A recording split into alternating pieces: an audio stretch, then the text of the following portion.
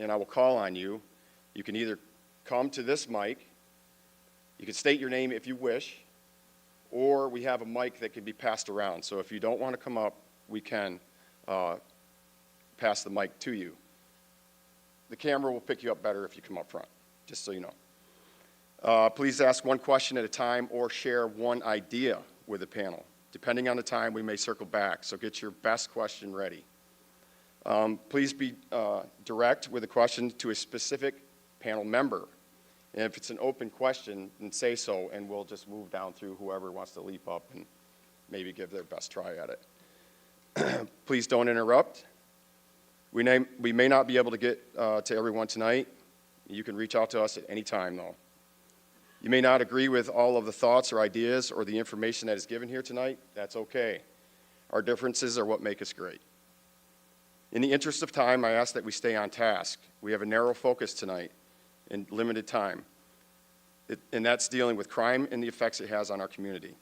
I know we'd all like to talk about school taxes and other things with our reps that are here, but we have to stay on task, and I ask you to adhere to that. We share in your frustration. We're looking for a path forward together.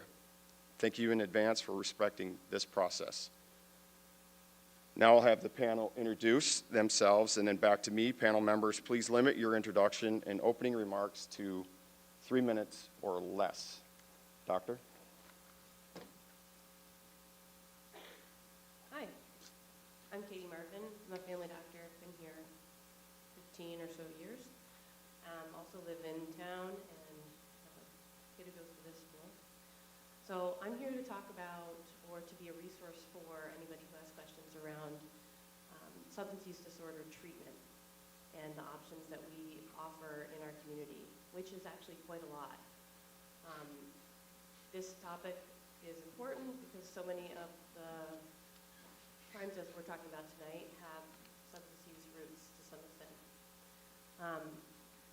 I made a few cards, but I can't use both hands. So when I think about, when I think about the way I would frame this, it's important to think about maybe a case that would make sense, just really quickly. So I had a patient who presented a couple months ago who had overdosed in her apartment or in somebody's apartment east of here, and people that she was with used 7 doses of Narcan and revived her. They did not call 911. She did not go to the hospital. But she showed up in my office a couple days later, very scared. And we have developed a program through our medication-assisted treatment team where we prescribe buprenorphine, among other things, to patients in our county by primary care providers. We've created a RAM program, which is rapid access to medication. So even if she's not a patient, and even if she's not doing great in many, many ways, we would see her within a day or two. She starts on medication, and she gets integrated into our process, which involves social work. It involves help with any legal resources. It involves, in some cases, housing, in some cases, food, medical, and employment. And it goes from there, but as you know, the first stages are just basically like the ABCs of CPR. The first couple weeks is just keeping somebody alive. But it's extremely successful, and so I just want people to know about that, if nothing else, that we have this resource. Up at the front, we have cards that you can pick up. Anybody can call, anybody can ask questions about it, and I can be tracked down to answer questions at any time. This patient's doing really, really well. Got into treatment immediately, was started on Suboxone sublingually, and then about 10 days later, we switched her, at her request, to Sublocade, which is an injectable version of Suboxone, which lasts about a month. And we've been doing so much Sublocade that I think almost half my panel is on Sublocade right now. It's really, really effective, and they don't have to daily dose, which is really nice, and it destigmatizes their life a little bit. They don't have to go to the pharmacy. Anyway, I could go over my time and go for a really long time, but basically when I think about the 5 tenets that I would think are important, I wrote the little cards. One is treatment. That's kind of what I do, and I have a lot to say about that, but you know. Number 2, here we are. Law enforcement is an extremely important part of this solution. Prevention is really important. And we have people in the audience, specifically Jessica Bickford here with Healthy Lamoille Valley, who are experts in prevention, talking with teens. Mental health, also important, and this is such a fundamental part of recovery, is digging into what's going on with that person's mental health. So it's not just about the medication, assisted treatment, it's about addressing their mental health challenges that they've been dealing with. And then recovery. We also have partners here who focus on recovery. We have a lot of options in this community for people. I want you to know that we've communicated this to hopefully enough of our partners where, in my mind, any door is the right door. So if somebody really wants help, they should be able to call any one of these resources and be attached to any of the others. And then the last thing I'll put a plug in for is Narcan.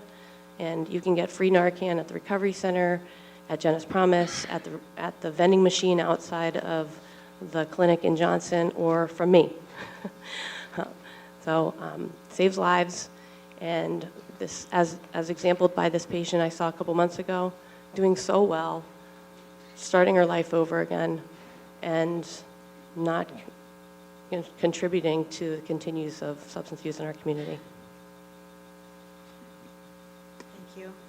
I'm Aliena. I am the interim state's attorney for the county, and I have 2 sons, and we do shopping here. We had karate lessons here when my kids were little. We were just talking about this community is my lifeblood.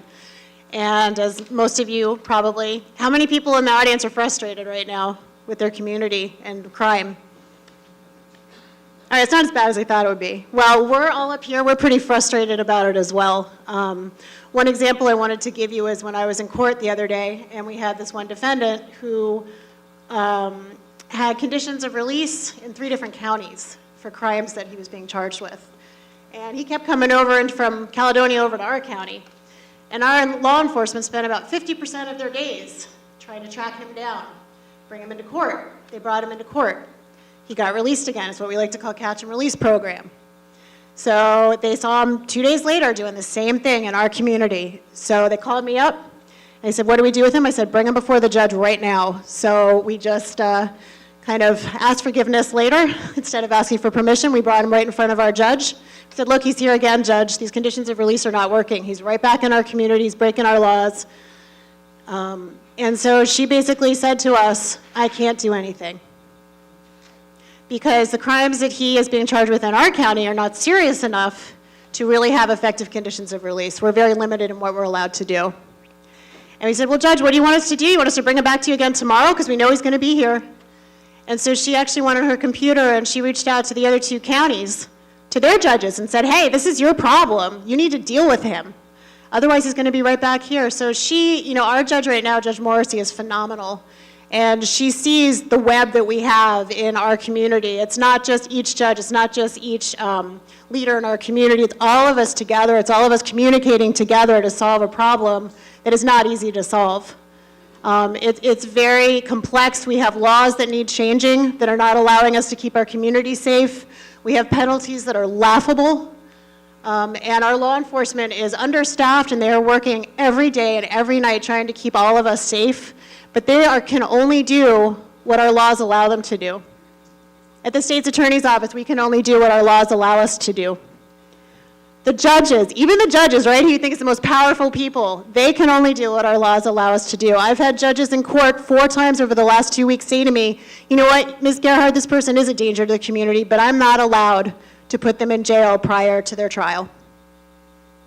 So what do? We talk to our other people in our leadership. We talk to each other and say, hey, do you know this person? What are they doing? How can we help them? What's their family situation? Is there a narcotics addiction that we need to treat? Because if we don't treat that, they're just going to keep reoffending when they get out of prison, if they actually do go to prison. So it's this complex web of people that you have in your community that we're all talking together. We have our legislators who are here helping every day, who call me up and say, hey, I have this person on this road and they're really frustrated about a drug dealer. Can you come talk to them, or what can we do for them?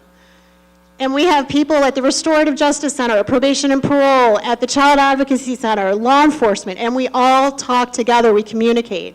We work as a team to better serve you. So what we need from you is to keep the communication open, to talk to us, to talk to your legislators, And just know that we're just as frustrated as you are, and we hear you, and we see you, and we want to do better for everybody. So thank you. Good evening. My name is Roger Marcoux. I'm the sheriff here in the county. I've been here since 2001, and I've been mostly in this community since 1980, working in law enforcement. I'm going to speak a little bit more later on really the crux of the matter here, but I just want to tell you that I'm approaching tonight from the standpoint that there are a lot of good people. I've been part of the opioid forum for the last several years with Dr. Marvin and Jessica Bickford and a bunch of other people. So there's a lot of opportunities for people to get help. But at the end of the day, my job, and I believe those of us in law enforcement's job, is when people are not willing to get help or they're not ready to get help, we have to protect the public. And that means businesses, as well as individuals that are being burgled. So that's my focus tonight. And it's not, if it sounds like it's someone in law enforcement that doesn't want to help somebody, that's not the case. If somebody wants help, I'll do everything I can to help them. We stood up a homeless shelter. You know, we're part of the partnership with our treatment and recovery folks out there. But at the end of the day, these businesses are getting broken into, a lot of you folks here tonight. And at the end of the day, as a government, we have to protect our public. So I'm Jason Luneau, the Chief of Police for Morristown. Following the introductions, I'm going to get up and speak for about 10 minutes about what's going on in our community and what we're seeing. So for the sake of time, I'm going to pass it along to Rich. I'm Rich Westman, and I am the senator in the county. There is a lot of people talking about the laws that need changing and things that need to happen in the legislature. And what I really want to convey to you is there are people in the legislature listening on both judiciary committees in the House and the Senate. I know there's an issue of shoplifting here. There's a bill in the House Judiciary Committee, 534, which deals with the issue of misdemeanors and the way people get treated if you shoplift are under $900. There's bills in the Senate Judiciary now that are talking about expedited ability for landlords to kick tenants out that are dealing in drugs and causing problems in the community. There are, and I'm sure later in this evening we're going to get into those, but these are all issues that are out there, and the legislature is listening now. And not everybody's going to agree on all of these issues, because a lot of the issues, and I think we're very aware of that, have come out because of the addiction problems we have. We've put tremendous resources as a state into our addiction programs and what we're doing, but it's now spilling out all over the community, and in some cases, to support what Roger said, we do have to protect the public, and that's an important thing that we need to do, and I think people are beginning to listen. Good evening. Representative Saudia, LaMont, Lamoille, Washington District, so that's Morrisville here, Elmore, Worcester, Woodbury, and a small part of Stowe. I am a former PA graduate, graduated from here about 25 years ago, parent of students here, and graduates of here. So I'm deeply embedded in our community. I work very closely with Lamoille Health Partners, the United Way of Lamoille County, the Recovery Centers, Jenna's Promise. I am a peer recovery coach and many other roles and titles, which mean whatever. As many have already said, you know, there are many issues happening in our community right now. I'm not going to monopolize time so that we can actually answer your questions. But that is who I am, and I'm looking forward to hopefully having good conversation and dialogue tonight. Hello, my name is Ember Power. I'm the Assistant Manager of the Crisis Team for Lamoille County.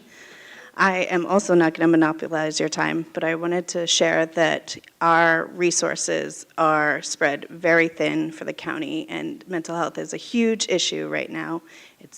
The crises are happening all the time, and we are spread very thin. I think that we will speak more about some of our programs a little bit later, but I'm happy to answer any questions that anyone has about mental health.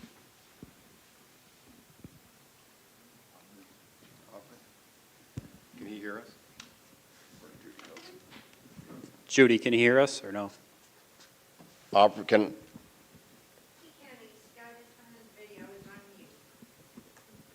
I think you're on mute.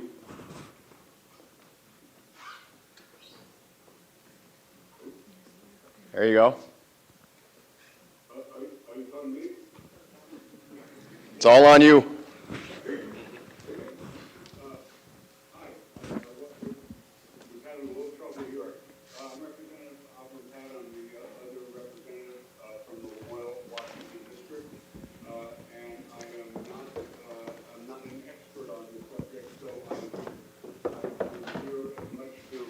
And to learn and to hear people's concerns as I am to offer solutions.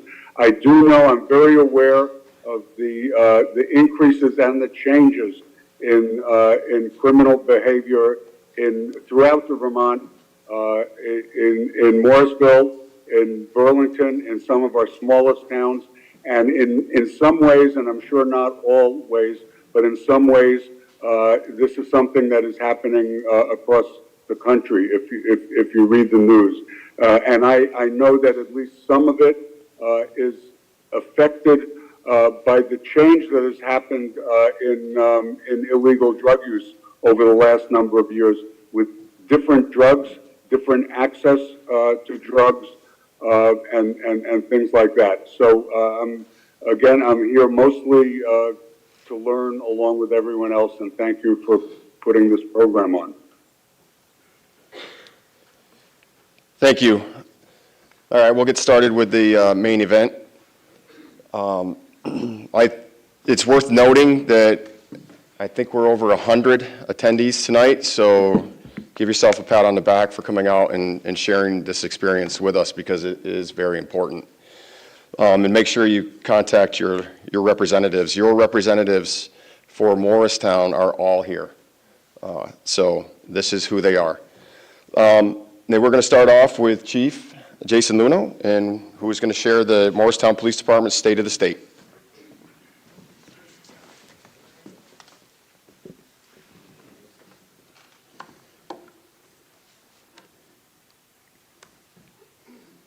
Okay, is that working? Okay, perfect. So a few things tonight that we're looking to, to take away after the meeting tonight. We want to understand the challenges that we face here in Morristown. We get the rising crime, we get the drug use, we get a lot of people that are frustrated. We're going to look at some data that we put together for the police department in 2023 of what we're seeing and how that impacts us. And then a path forward to, at the end of this meeting, hopefully we can have some ideas through the legislature, administratively, of how we're going to move forward, how we're going to tackle this problem. And that's going to be done not by just the police, but everybody in the community, essentially. So this talks about our staffing.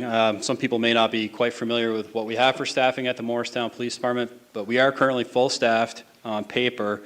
That includes 10 patrol officers, two of those are sergeants, 1 detective lieutenant, the chief, 2 desk officers, a K-9 Knox, and our detective. Currently, we've been facing some staffing constraints. We do have 2 new members that we hired.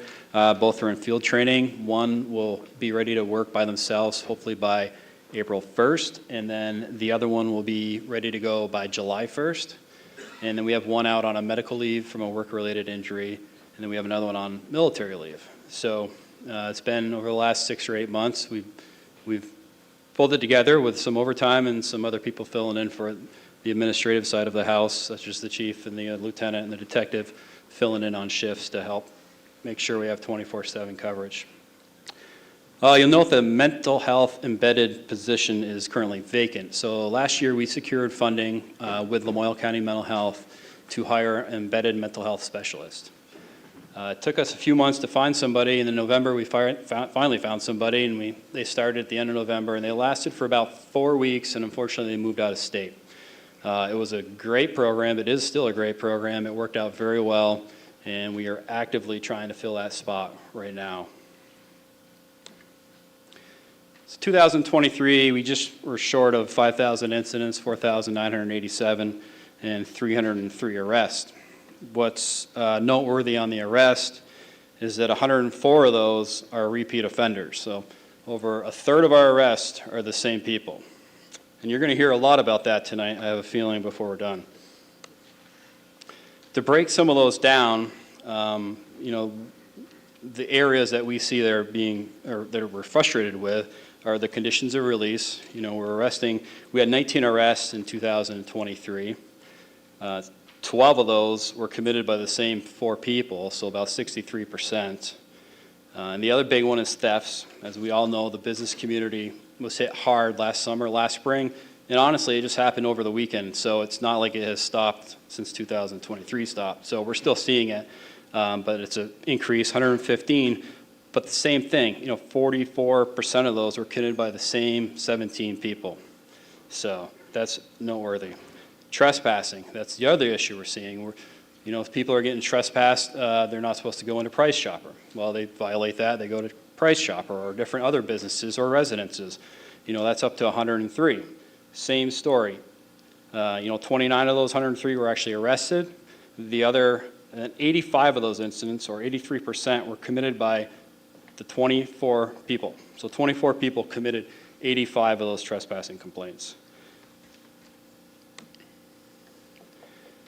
This is just some data on the last 4 years, and you'll see the incident numbers did go down by a few hundred, but if you look down below, the traffic stops dropped by 300.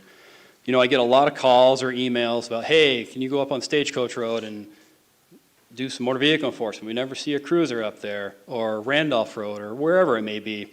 And we take motor vehicle enforcement very seriously because we want everybody to be safe on the roadways. But right now, we are dealing with criminal arrest almost all day long, so we don't have the time to go sit on Route 100 and do traffic enforcement or Stagecoach Road. Our time is spent dealing with a person, arresting them, then you come back and you do an hour and a half of paperwork, and then by that time, usually there's another call waiting for you to go to. So we want to try to improve this where we can get those traffic stops back up around 1,000 to make sure our roadways are safe. Going down through that list, you can see, you know, the theft increased up to 115, the suspicious circumstances up to 744, and again, the trespassing more than doubled from last year. So drugs. Probably hear a lot more about drugs tonight and substance abuse. I mean, there's no secret, a lot of our thefts are because of people facing some type of drug addiction or substance use disorder. We do take that seriously. This is something that we can't solve by law enforcement ourselves, but what we have been doing in 2023 is just concentrating on the folks that are bringing these drugs into Vermont from out of state. We're seeing them come from Connecticut, Mass, New York City, Philadelphia. So over the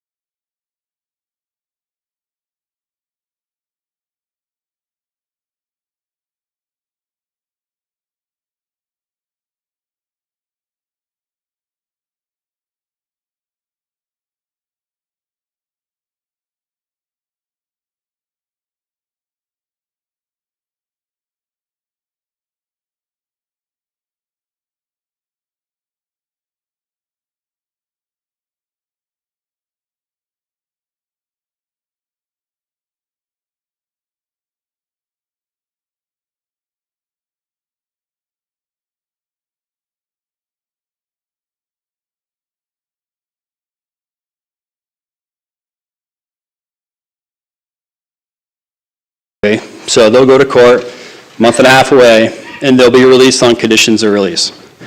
They will go reoffend, potentially, and if they do, they get arrested again, they get cited back to court, and they'll get released again on conditions of release if it's just, for example, a misdemeanor retail theft. So essentially, these court orders, I'm not quite sure what they're doing because they're reoffending, they're going to court, and they're just getting released. Delay in time until prosecution. We have cases out there that are almost 3 years old, and they're just, granted, we had a COVID backlog, but the longer time there is before somebody can get through the court system, the worse it is for them, the worse it is for us, the worse it is for the criminal case.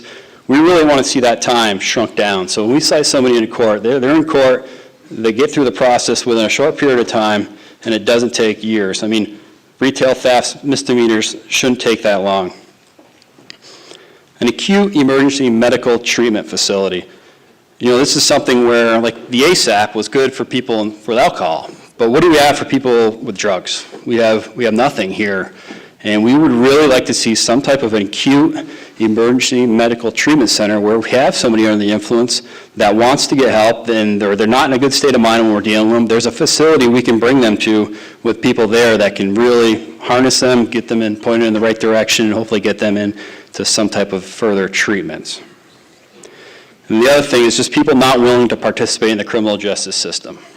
We'll deal with people, like I said, multiple times. They're in and out of the system, and that's the way it is in their life, and they're not willing to take that extra step to try to get them back on the right path. And the court isn't holding them accountable to. So some partners. Like I said, this isn't a law enforcement that's going to come in and solve this problem and make everything better. We work with a lot of partners. And there's a list here on the screen, and as I look at this list and I look through the audience, I think it's a safe bet that there is representation from all of these agencies here. A lot of these folks don't even live in Morrisville, but they took the time tonight to come here, listen to our concerns, and it shows that they're vested in making this, helping us find a path forward in solving this problem. And that's it.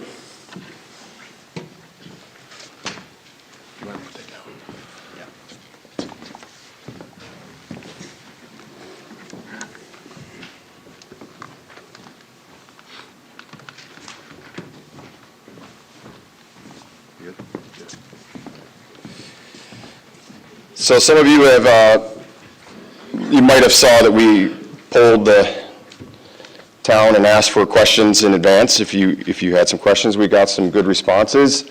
And the way that we're going to do this is we're going to run through some of those questions, and we're going to go right down. So each panelist will get a question that was submitted. Sheriff Marcoux. Sheriff, you recently participated in the governor's 10-point crime reduction initiative. You were asked to participate as a panelist. You were asked to speak specifically to repeat offenders and recidivism and its challenges. Could you share with the audience your thoughts?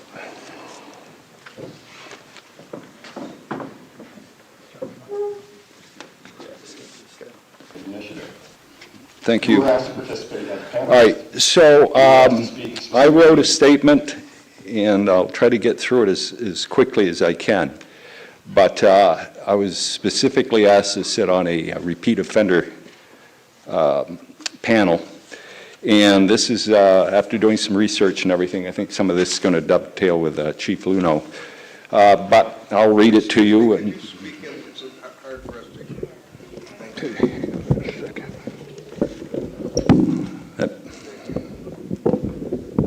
that better? Yeah. Okay.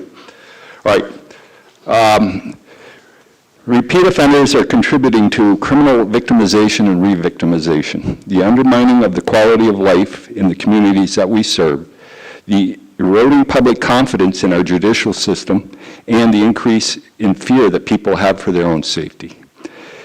These recurring issues are being caused in great part by repeat offenders and their flagrant disregard of property and decency of rights of others. The revolving door takes up time, resources across Vermont's law enforcement, judiciary, and mental health systems. In a September 26 incident in Lamoille County, the owner of a small business experienced a burglary and vandalism where his business sustained over $22,000 in stolen and vandalized property. The business owner additionally experienced a $36,000 loss in business while closed for repairs. The business paid $1,000 in business insurance deductible, which then resulted in a $16,000 increase in insurance premiums. This was the third time this particular business was burglarized or vandalized within 14 months. On two separate and previous occasions, the business sustained $83,000 in stolen and vandalized property, and yet another $23,000 in a subsequent incident, each time paying $1,000 deductible and substantial loss of business during repairs. The collective value, vandalized or lost revenue, exceeded $130,000 for this one small business alone. The investigation led to repeat offenders being identified and arrested. They had existing conditions of release on earlier charges, and they were released on conditions of release.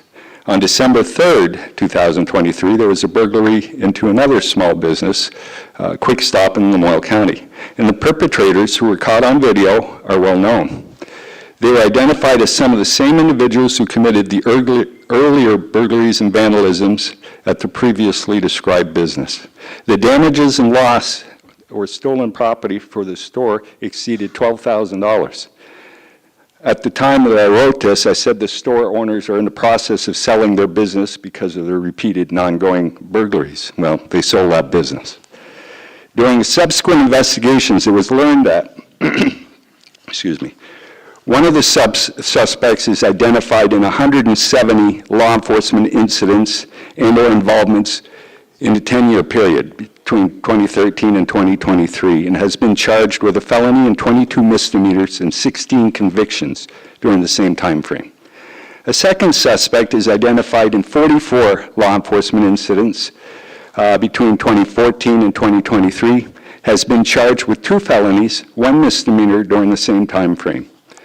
The third suspect is identified in 72 law enforcement incidents between 2012 and 2023, and has been charged with 5 felonies, 3 convictions, 10 misdemeanors, excuse me, with 10 convictions during the same time frame. A fourth suspect is identified in 193 law enforcement incidents between 2014 and 2023, has been charged with 1 felony, 18 misdemeanors, and is a suspect in many other crimes at the time frame. And a fifth suspect is identified in 30 law enforcement incidents between 2014 and 23, has been charged with 1 misdemeanor, and is a suspect in many other crimes during that same time frame.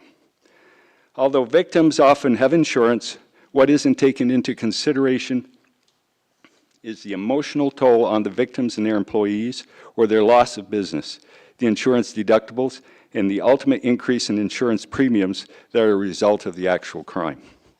Each time the repeat offenders are caught and face new charges, new conditions are ordered, which include common sense conditions such as no new criminal charges, no victim harassment, etc. However, the new conditions are disregarded as quickly as the old ones were. By the time the offenders appear in court, they have amassed a host of criminal charges that are often lumped together, plea bargained to misdemeanors, and in some cases dismissed, or the offenders sent to diversion. We have recently seen expungement orders coming through for criminal offenders who are still very active and who continue to offend through our region. Retail theft and larcenies represent a great example of merchant victimization. Often, offenders steal $900 or less in merchandise to ensure their crime isn't a felony. They may repeatedly steal from the same establishment even after receiving a trespass order from the business.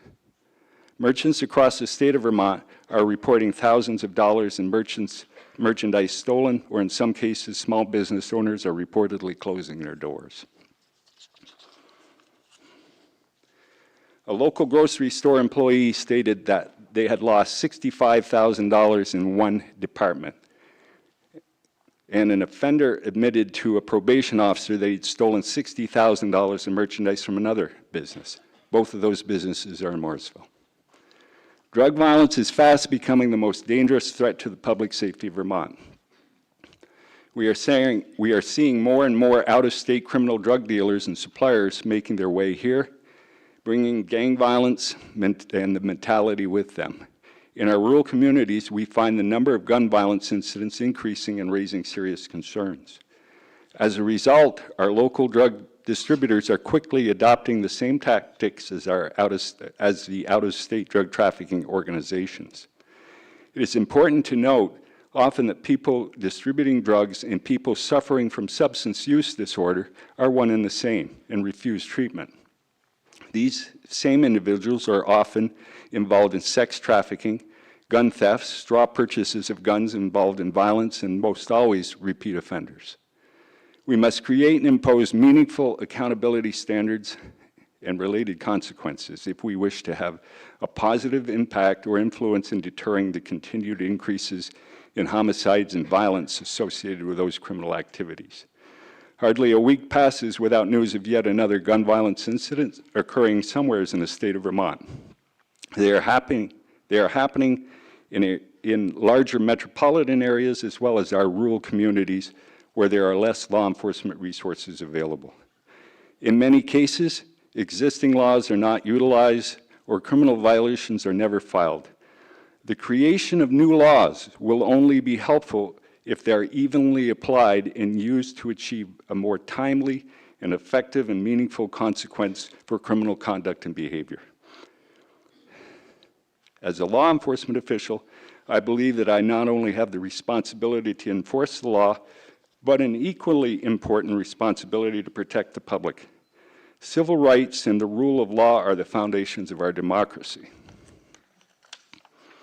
In my opinion, the victims in this state are, it is my opinion that the victims in this state are most often not afforded the same voice as offenders. We must work collectively to come up with a consensus regarding the balance of justice for offenders and victims alike, regardless of the severity of the crime. The successful interdiction of a budding criminal career at its inception is the key to preventing a repeat offender. The last thing I'll say here is that this is the second forum, which I think Chief Luneau and Detective Lieutenant Baxter have done a terrific job along with the department.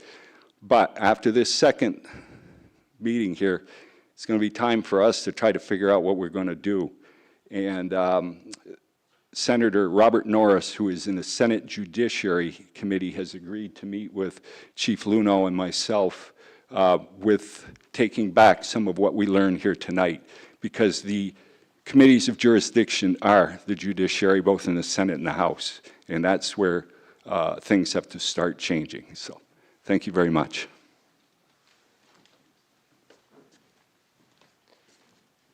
Thank you, Sheriff. The next question goes to Interim SA Gerhard.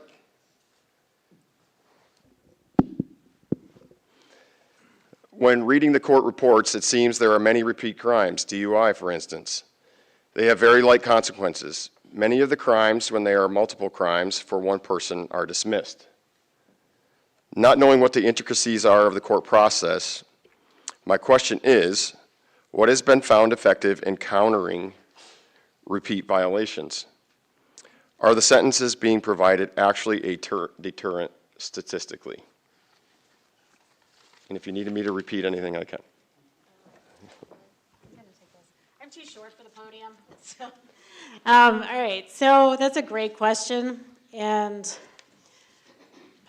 you've heard about the frustrations. You've heard about how conditions of release are really not doing much but creating more paperwork. I know that I've talked to members of the legislature. They are listening. They are trying to revamp the whole conditions of release VCR system so that the penalties are quicker, because we need accountability. Without accountability to the court and to the community, these criminals are going to keep offending because they know they can. So one of the first things that we're working on is to tighten up the VCRs, violations of conditions of release, so that a person can't accumulate 10, 20, or 30 of them while they're out on bail. Right now, We can only arrest them and put them in jail for violating conditions of release under very small circumstances. So I have filed countless motions to revoke bail and get them put in jail until their trials. And I have been turned down 9 out of 10 times. For one offender, it took 4 different motions for the judge to listen and put her away. She was supposed to be under 24-hour curfew with a custodian. She kept running away, kept running away. We had, I think, 5 police departments in 2 counties trying to catch her. In the meantime, she tried to run over a law enforcement officer, and she was going down the wrong side of the street in her car, 70 miles an hour. She could have killed people, and we could not get her locked up in prison. So she's caused a danger to the community, to our law enforcement. She just pled guilty to all of her charges last Friday, and she's facing up to 10 years in prison. It took too long, and that's what's happening. There's no accountability. Judges are letting people out again and again. And so to answer the question, is it effective? It can be effective. In our county, we've reduced our backlog from 1,000 cases to just above 400 in less than 6 months. So that's number one, so your case isn't sitting there for 1.5 to 3 years going to trial, so that there is some accountability. The second thing we've done is thank you, is worked with all of our partners to ensure a more efficient prosecution with law enforcement, with our different community partners, with probation and parole, who are dealing with people every day and trying to keep eyes on them as well. So that's another way that we're trying to handle it so that it's more efficient. The legislators have just, I believe, passed a bill, right, to make retail theft crimes cumulative. So you're not rearresting the same person who's stealing under $900. Now you can charge a felony. And with a felony means increased bail if they're at risk of flight.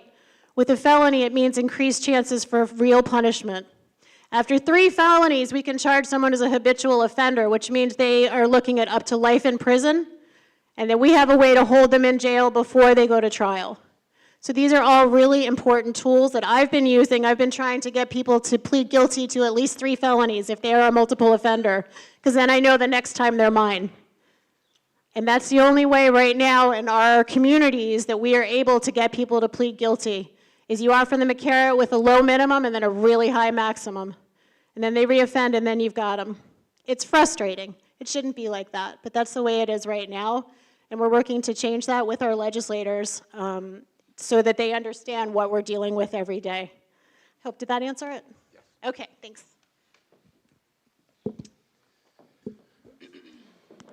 Senator Westman. What is the best way for the public to be involved in the legislative process other than voting? How can a community with many concerns like ours effectively address said concerns with a legislator? Otherwise, the best bang for our buck.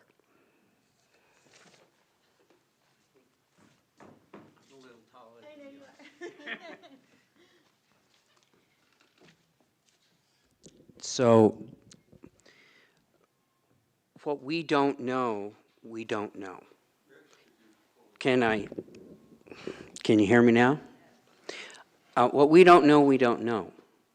And all of the people that are dealing with these issues at every level have to be out there telling us what they're seeing and what they're facing. If you're Heather Hobart and you're working with the Restorative Justice Program, what's the barriers for you to do your job well? If you're the state's attorney, what's the barriers that you're facing to as you do this and as you do your job? I didn't know that the ASAP program, ASAP program, had been cut at mental health. Every time we go as legislators to mental health, they're stressed out with salaries and losing workforce and that, but not specific issues brought up around that. So when I hear from you tonight, as I go back to Montpelier and tomorrow the governor puts in his budget, as the Department of Mental Health comes in to present their budget and talk, it certainly will be a question that I ask about the ASAP program and what's going on there. If you're Roger and you tell me that you're losing deputies because you have a 30-year retirement instead of a 20-year retirement, I've been working with Roger on that issue now for a number of years, and it looks like this year we're going to be able to solve that issue, or at least move in a different direction, so he can get his deputies 20-year retirement, so he isn't losing deputies to the state police and to other forces all over the place.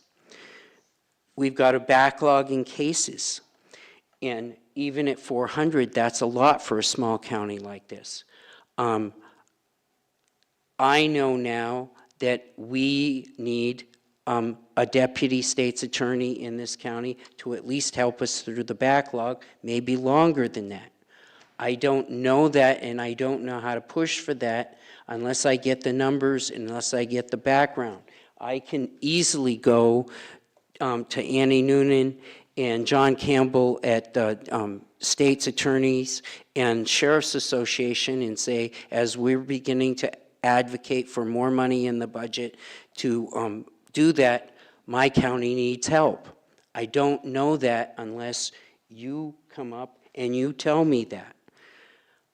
I certainly know that the $900 limit that Roger talks about, and we've got people out going in and shoplifting and staying under the $900 limit and doing it numerous times, and they're getting off. I certainly know now that H-534, which is in the House, that's moving to the Senate, is something that I will look across the table at Dick Sears, who's the Senate Judiciary Chair, and I'll say, and I sit across from him in the afternoon in appropriations, and I'll look at Dick and say, this is an important bill, what are you doing?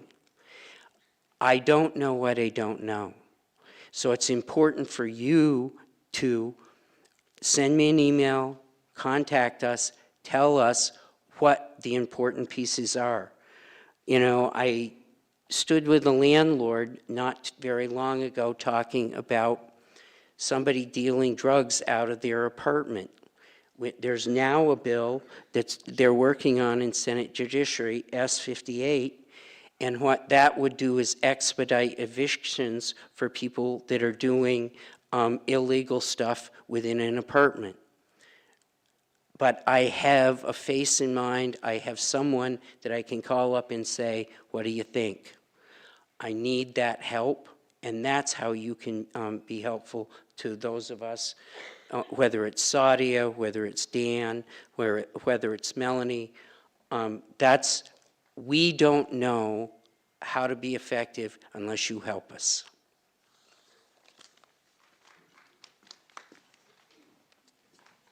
Thank you, Senator. Representative Pat, can you hear me? Okay, this one's for you.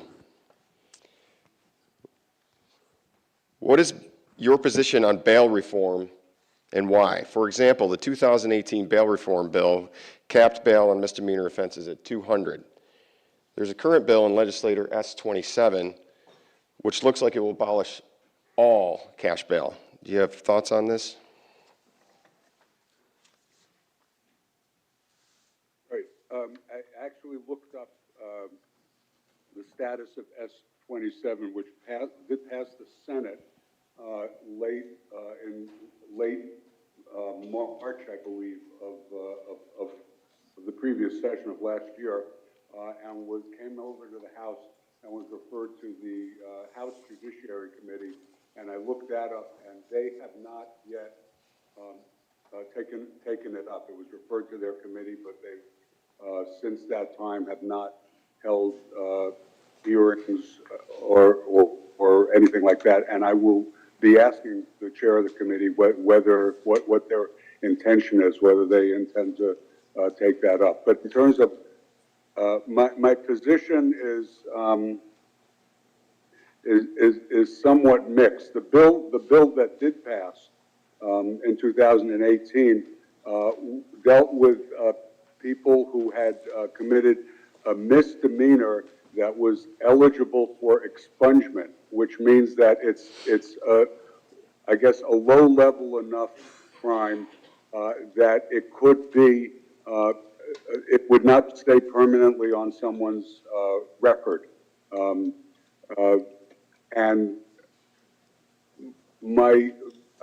the motivation for passage of that bill was that there are at low level, what I'll call lower level crimes, there are people who committed the crime and cannot afford bail, and there are people who can for the exact same offense.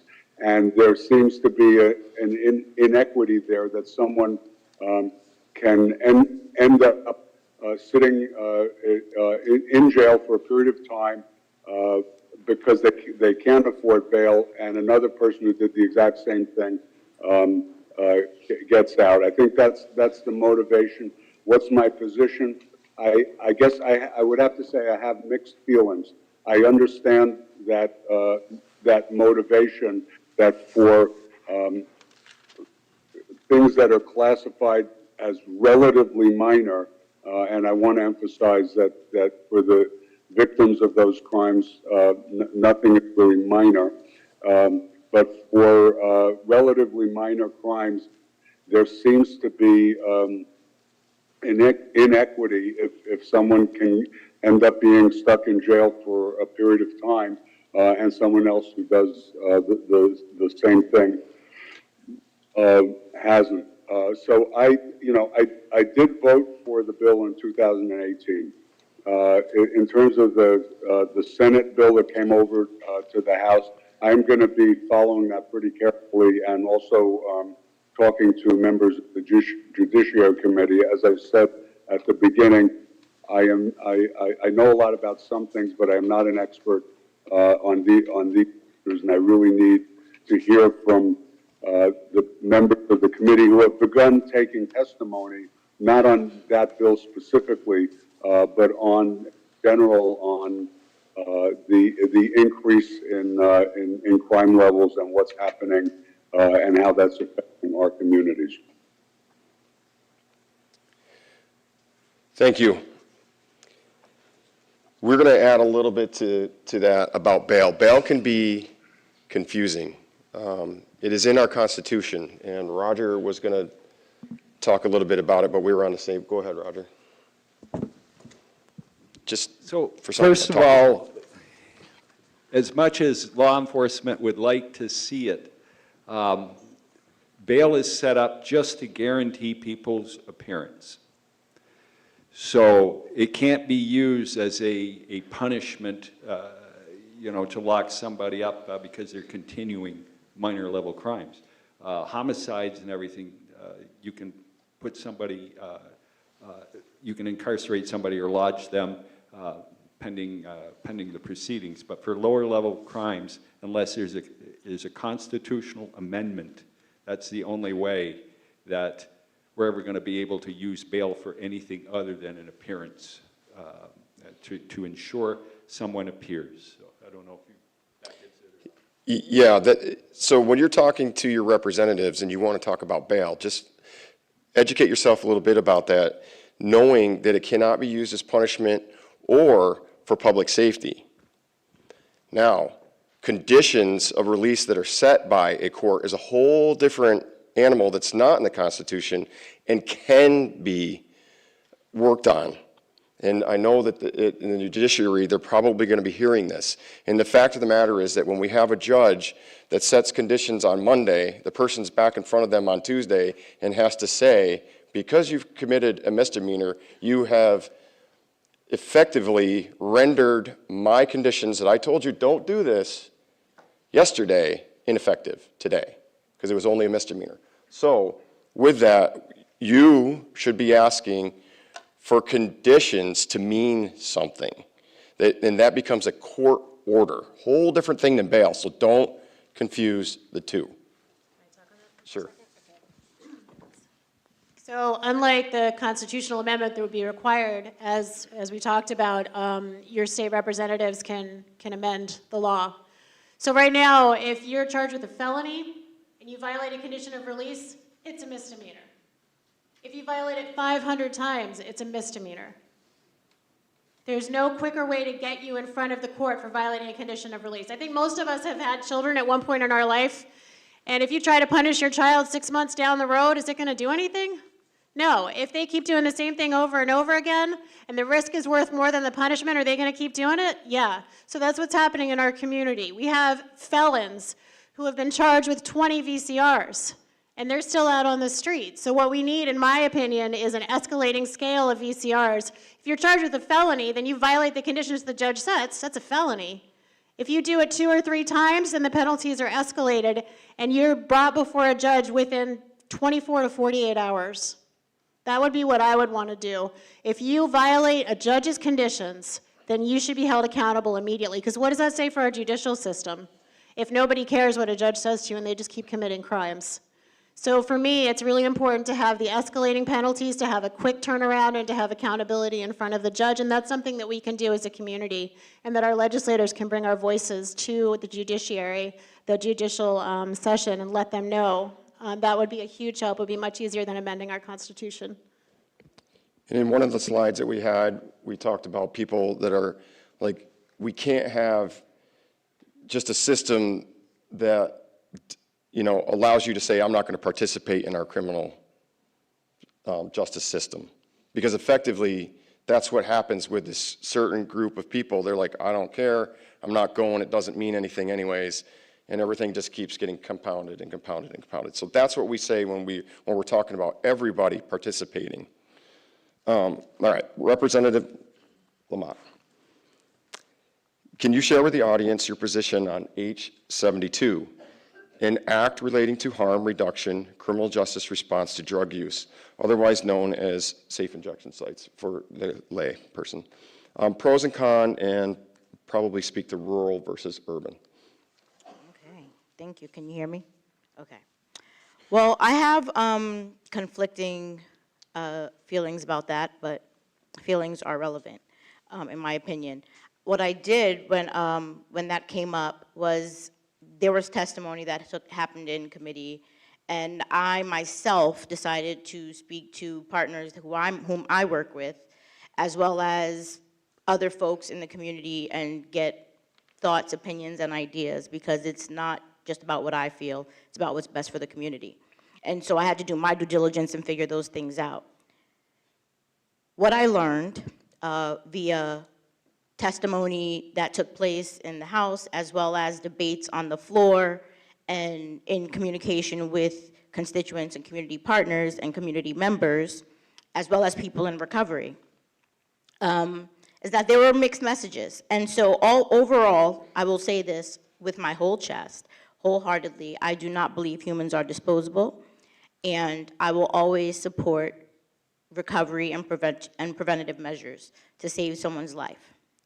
In that same vein, I do not feel that this avenue is best served. Does it meet the need? It's a pilot. So, you know, it's supposed to be in 2. They went from 5 to 2 locations. I had a lot of questions, a lot of concerns around safety, around resources, around accessibility, around utilization. We have the Vermont Cares program, which is a harm reduction, you know, program that is already in existence. And so I felt, is doing another tool the best methodology? And I don't know. I don't have the answer to that. What I do know is that we have to do better to meet the needs of folks. For me personally, if we are asking what I feel about it, I feel a better use of resources, so to speak, would be to address people's needs. I feel no matter what we do, we can eliminate whatever drugs, it's gonna be something else. People who are trying to escape, whatever they're trying to escape, will find something to use. So my opinion is we should work towards making sure we are not creating a society that people need to escape from. That's the only way, in my opinion, to address addiction. I don't know how it will be utilized, how it affects our community and the people in our community who are struggling and living in active use. Because as I said, accessibility, neither of the sites would be here. So I don't really see how that infringes upon our community directly immediately, and also these things are not going to even take place immediately. So these will take time to happen. It is a pilot to test. And, you know, I do have some more questions, but feelings aside, like I said, I support recovery all the way around. There's no question about that. Is this the best avenue? I don't know. Is it another tool in the toolbox? Yes, it is. So I don't know how that lands, but I'm willing to see if it'll save lives. What's the bill number again? H-72. It repeals the crack statute. You're a co-sponsor. Why don't you give an honest answer? Well, let's let her continue her answer. Thank you. That was an honest answer, and I don't know, can you elaborate on what you're referring to? I answered the question directly asked of me, so if you have a further question, I would be happy to answer. We have to raise our hand, You can read the purpose of the bill. and I need to call on you. That's all I was doing, reading the purpose of the bill. In your own writing, you co-sponsor. Not my writing, and yes, I did co-sponsor, because as I said, I support saving lives. Thank you. Thank you. I will move on. Ember, this one's for you. Ember Power. Do you feel an acute medical detox facility would be useful in this area, and why? Well, I'm really glad you asked me that, because I think we've all heard a little bit about our ASAP program closing, and there's a few things I would like to say that will lead into the answer to that question, so bear with me. Public inebriate programs across the state are closing. They are not financially sound. Our program was in a deficit that was getting bigger and bigger. Many of our managers met with the Vermont Department of Health, the substance use division, many times for a year before our program ended, and we got nowhere. We applied twice, several grants to expand our ASAP program so that we could do medical detox, so that we could be a short-term stay for those that are waiting to go to treatment but have nowhere to wait, because we don't want them waiting in the emergency room. That clogs that up. We don't want them to have to go to corrections. Our numbers for ASAP on the whole, overall, we were diverting about 70% of people that were intoxicated with the police involved or the emergency room involved. We were diverting them from going to corrections. It was very successful, but it wasn't financially sound. So, do I think that our community could benefit from that? Yes, we tried. We've asked for money to do so, and we've had no success. Thank you. Dr. Marvin, and then we're going to be opening up after this, so.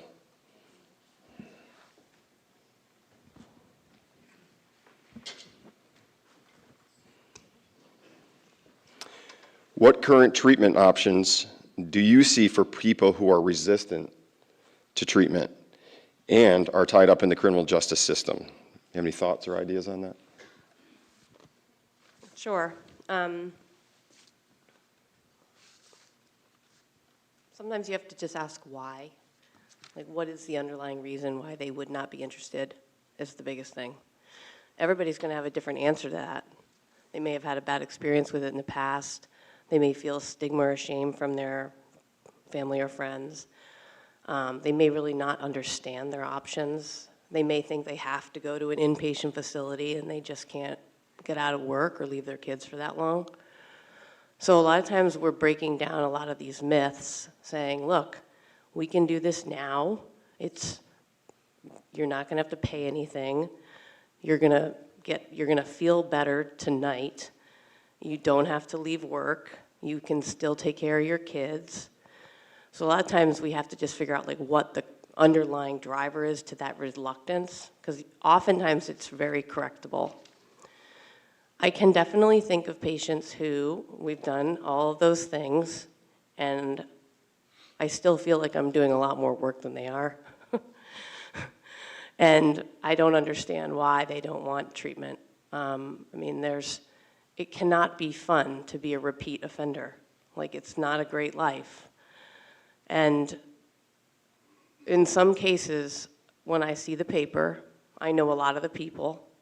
I've met them many times. And there are definitely times where I think this person, honestly, really needs to either be incarcerated or they're going to die. So there's a place for all of this, right? We have some new resources that might be interesting for some people. Like, some people really don't like taking a medicine every day, and as I mentioned before, there's a shot that I've really become a fan of. I don't get any kickbacks from it, I promise, but I wish I did. But it's really working well for a lot of our patients, and it's a lot less, it's very low risk. They don't have to take a medicine every day. They can't divert it, can't overdose on it. It's like in the body, it's working all the time. That plus meeting the underlying mental health and just psychosocial needs is so important. If somebody doesn't have a place to live or doesn't have any food, like, treatment just is like on the lower on the priority list. So one thing I'd like to just remind everyone is there are a lot of people in recovery, who once may have had these records, may have had these situations, and we're literally at the basketball game an hour ago, doing great, taking care of their families, in treatment and recovery, maybe haven't told anybody because there's some stigma still attached to that, but really doing well. And it's important to think about, like, a lot of cases are going really well. But a lot of times the first thing I do is just try to ask why. Like, what's the barrier? What's going on that's preventing this person from getting the help that I think they know they need? They just don't. But I can think of a half dozen people right off the top of my head who I'm surprised are still alive. Thank you. You can keep that. Okay, just before we open this up, because we have our first question back there. He raised his hand, so he's going to get to talk about H72. I just want to say this. Since our last forum, we've had a lot of interactions with our public members, business members, and people have said to us, like, people that we're dealing with on the regular that are in our shop, they're asking, like, did something change? Like, what's going on with you guys? You're, like, really cracking down. And things are tightening up in Morristown. And I thought that was really good. And what I actually think it is that they saw how much the community cares. There are, anecdotally, it feels different. People have said that. So I think there is a positive shift. I don't know how long that'll last, folks, but it does feel that way. I had a business owner that I talked to this morning. I said, hey, you coming tonight? And he's like, I don't know if he's here or not, but he had said, do you guys feel like it's slowed down? Because I haven't had the trouble that I've had. And I really, really do think that it has to do with you folks that are sitting there and your friends if you're talking about this. Because when you're talking about it, you don't want to stick out. And I just thought I'd share that with you because people are actually talking. So that's a good thing. Okay. Would you like to address that, the crack statute? Because I'd be happy to, since I rudely interrupted. It's okay. Thank you. My name is Bill Moore. I'm from Morristown now. Oh, sorry. You're directing?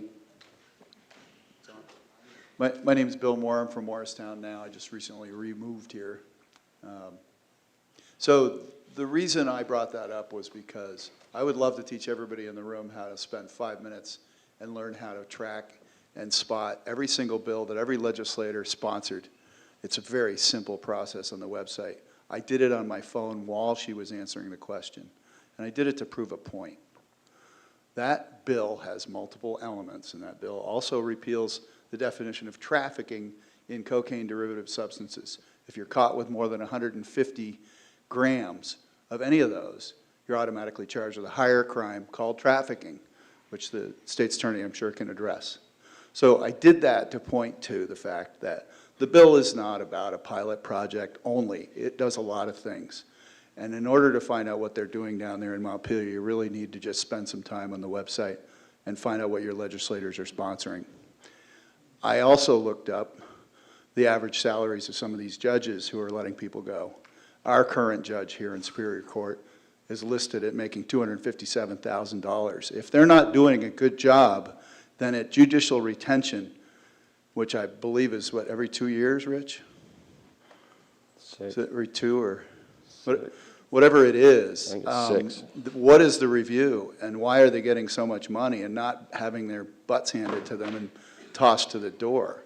So if they're not putting people in jail, and they're not catching the backlogs, and they're not imposing conditions of release, and they're not revoking bail and putting people in prison for reoffending, then why are they judges? So I would like that part addressed. It is 6. Right, yeah, I thought it was 6.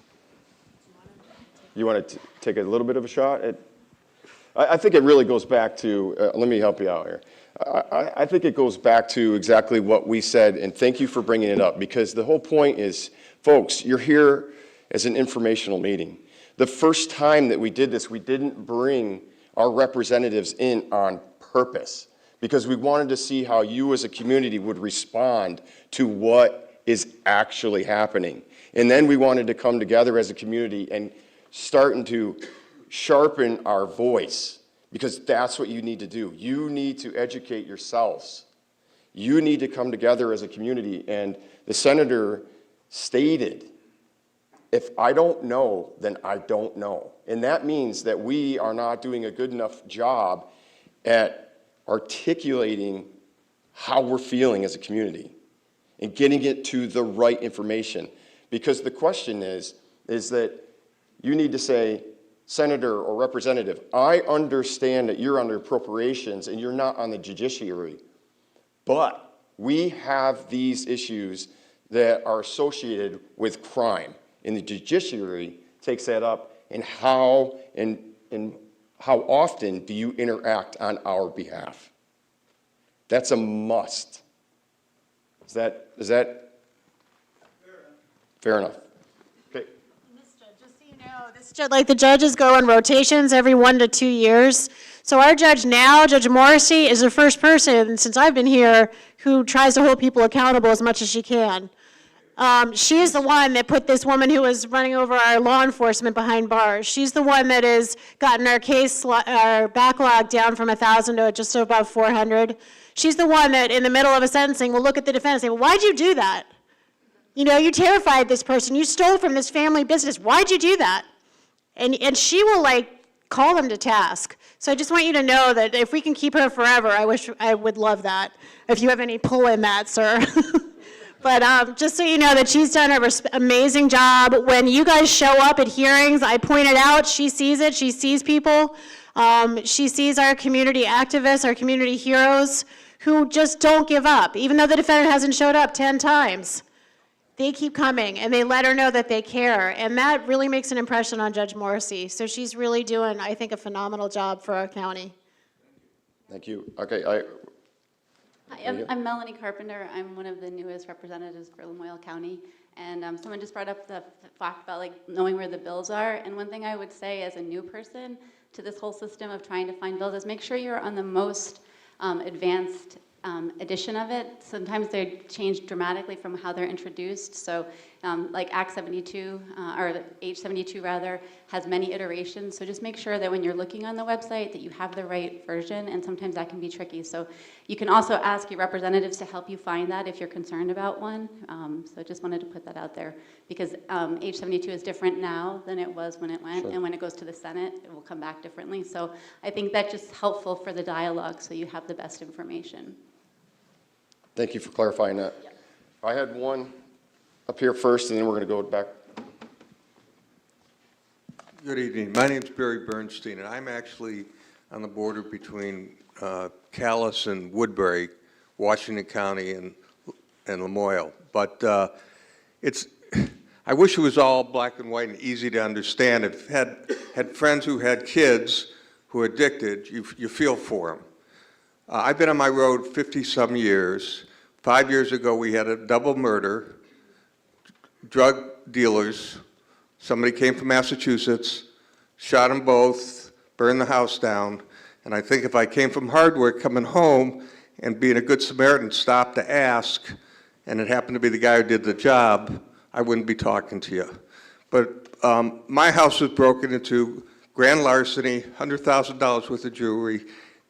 The money meant nothing. It was my mother and grandmother's wedding ring, so it was sentimental to me.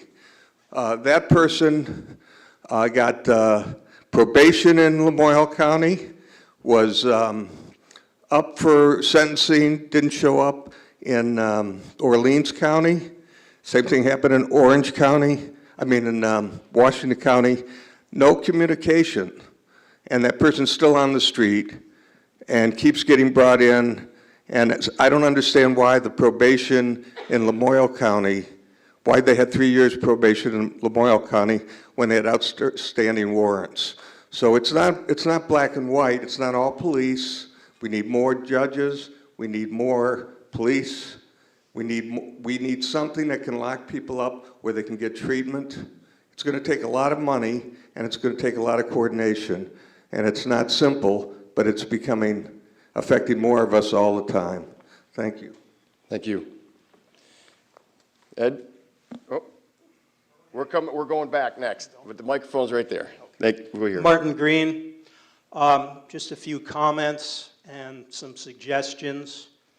It just appears that there's a real double standard and almost an antagonistic relationship between the legislature and law enforcement, and actually the state's attorney's office, where it's got to be terribly frustrating for law enforcement officers and agencies who are putting their lives on the line all the time to capture criminals and to bring justice.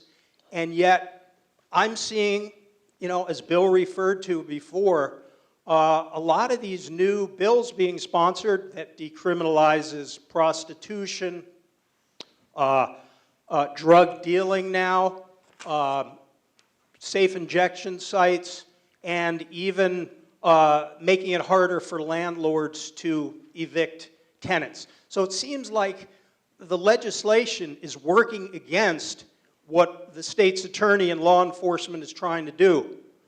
So a couple of suggestions.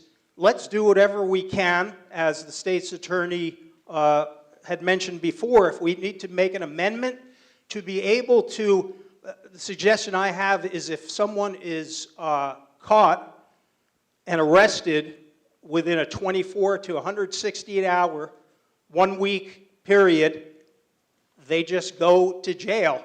And that's it. The conditions of release are you get arrested, you are going to jail, and you're going to stay there. And to stop that behavior.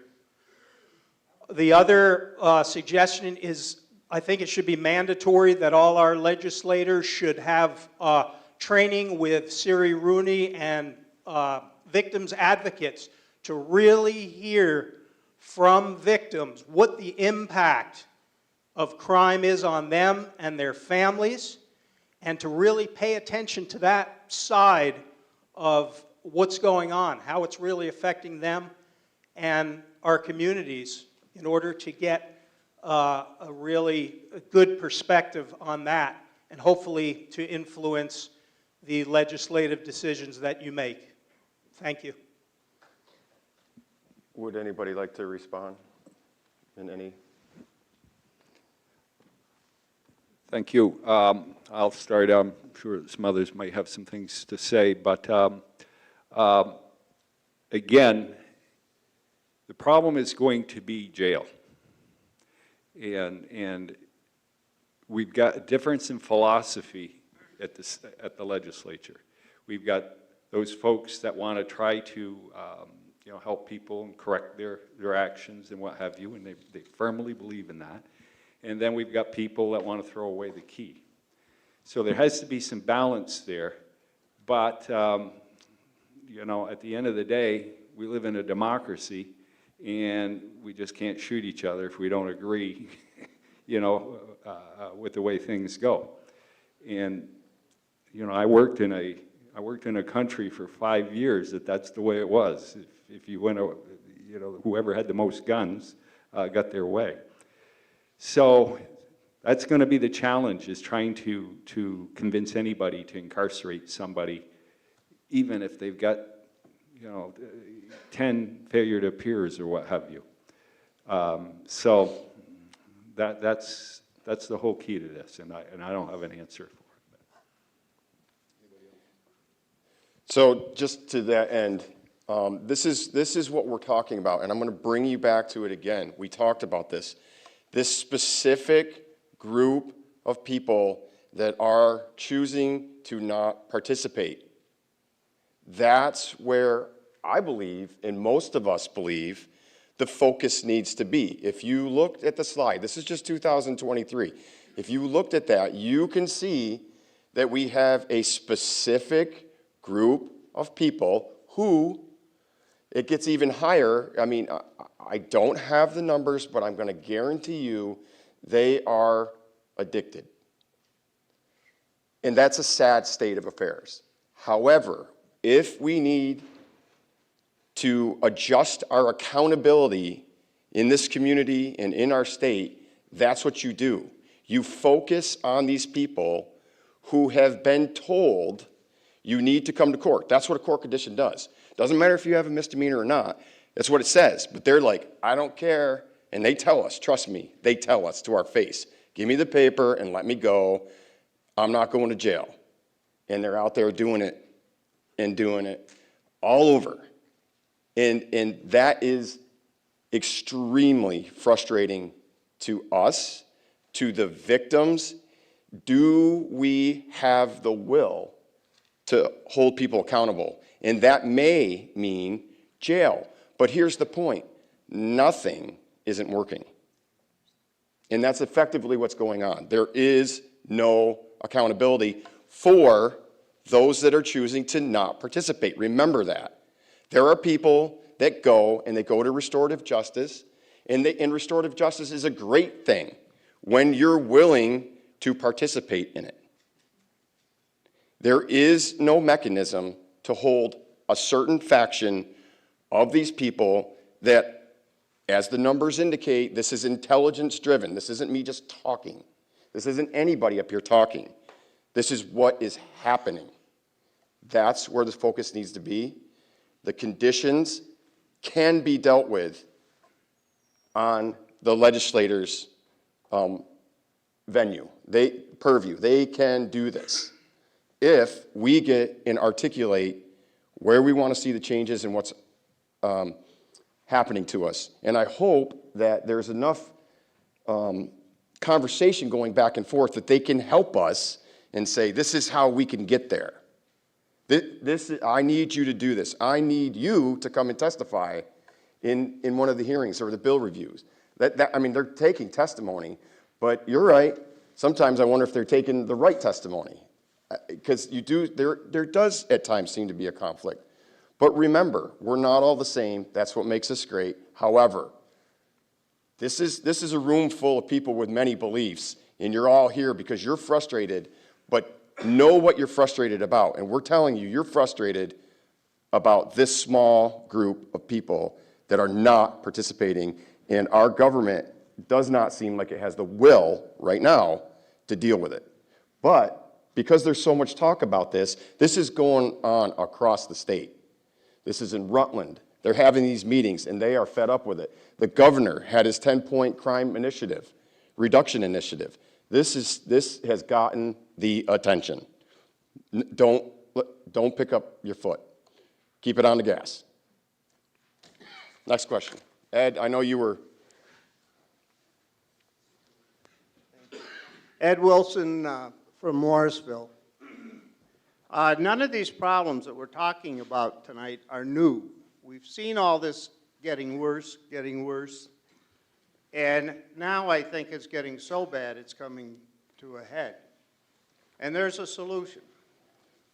There is a group of 181 people in this state, and the majority of them either like or don't mind the crime, the drug dealing, the break-ins, and all the other things we're going through.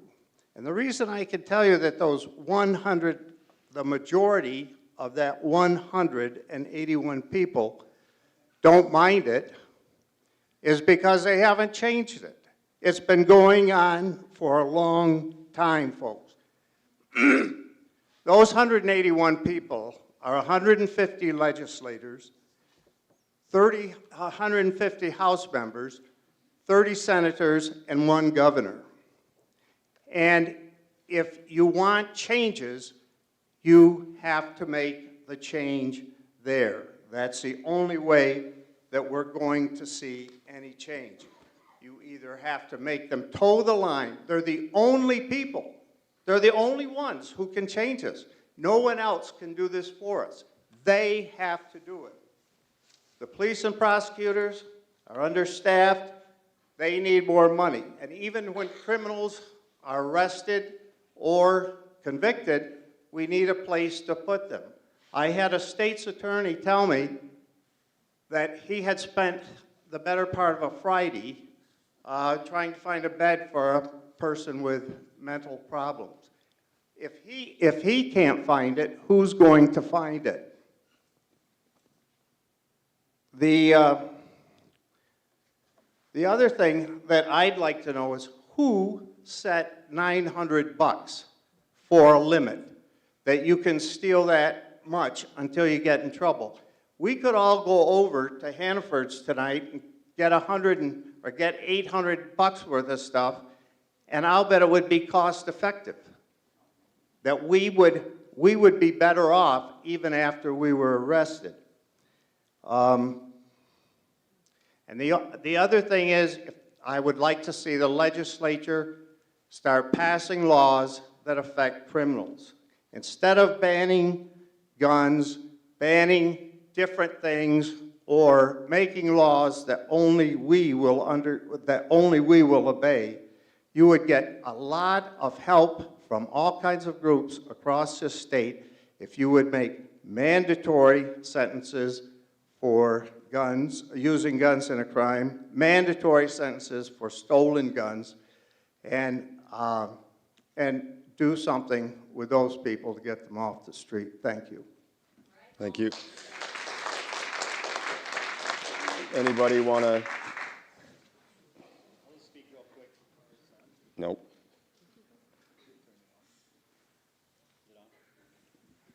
Good to go? I'll just speak real quick to the 900. It's been 900 for at least going on 20 years, but it's to the point where the people that we are arresting know that they can shoplift or steal $850 and end up with a misdemeanor, so it's no secret to them as well.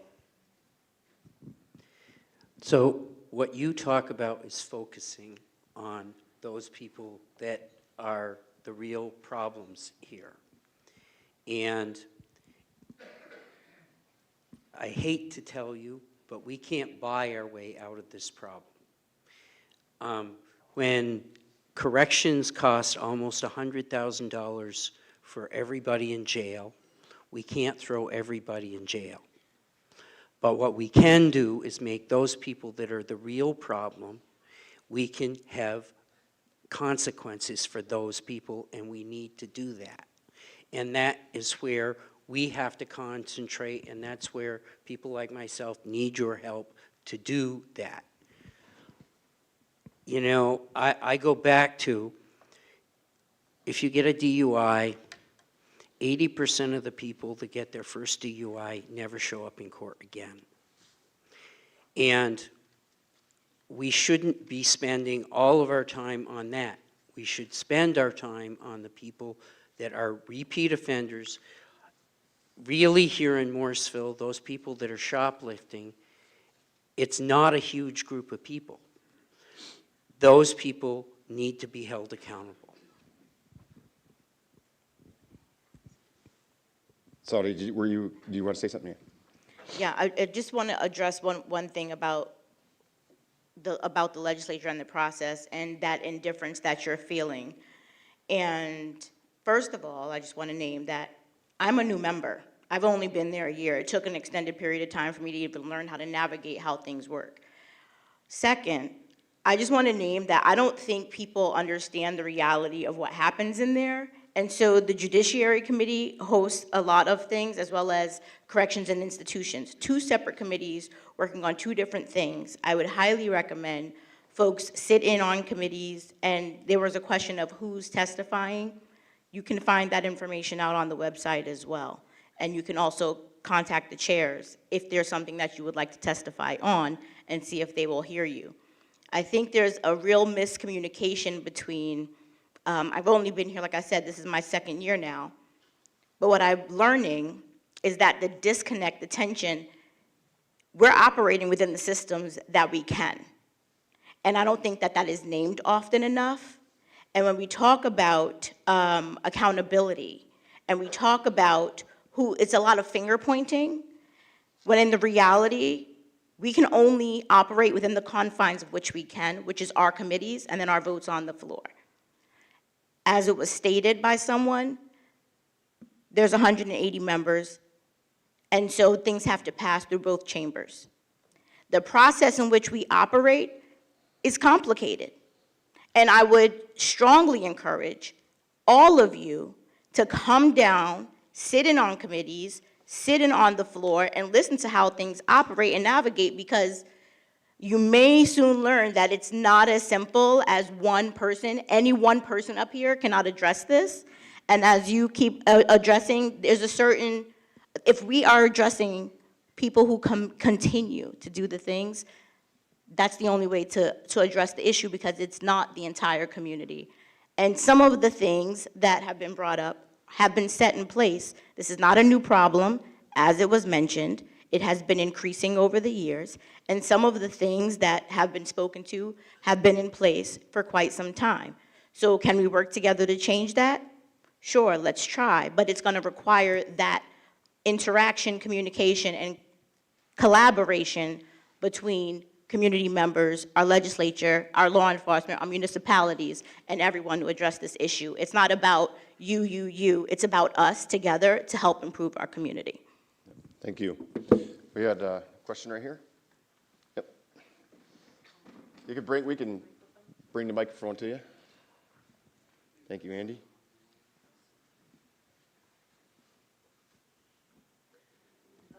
Hi, Evelyn Throne, Marsville. On the prevention idea, I certainly would like to know what, locally, who can we talk to encourage more funding for the ASAP program?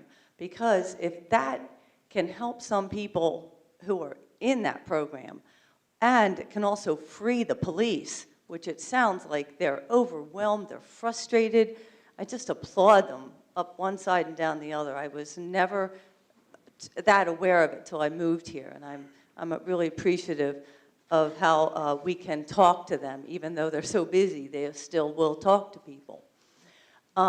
Second, on the other prevention idea, there was a couple mentions of restorative justice. I became aware of that program. I don't know if it was started, but it was like in the country of Rwanda, which had a civil war, like, you know, with people slaughtering their neighbors, and they couldn't take the whole country and put them in jail because they were, God knows how many of them were all guilty of even violent crimes. So they had to figure out a way to get people to understand the humanity of their neighbor and how to change. So that was the restorative justice. Maybe that could help some people who were in the earlier stages not become these repeat offenders, or if they've come to a point in their life that they are willing to change, that they can help themselves and others through that program. Is there enough money for that? How does it work?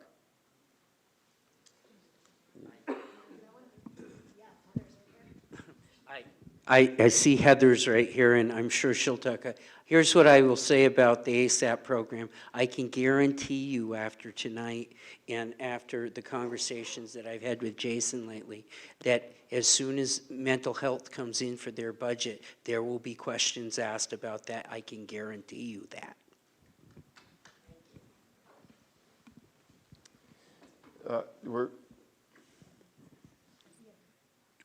I'm good. Do you want to talk, Heather? So, I know, yeah, because I know that Hank has, he had his hand up first and then you're second, but I didn't know if you wanted to, you can address restorative justice right now. After he's. No, go ahead. You go. All right. So my name's Hank, I own Chuck's Bikes, and I was a victim of one of the repeat offenders, and all I can say to everybody is the gentleman that was complaining about the 181, you could be vigilant and help participate, because I participate every day. I walk out of the shop and I see things, and I try to give them clues to what I see, and I hope it's helped, because I was in the courtroom when one of the offenders didn't show up, and the judge put a $5,000 bail on him, and I went and found him in 7 minutes and called the police department, and he was picked up and brought to jail.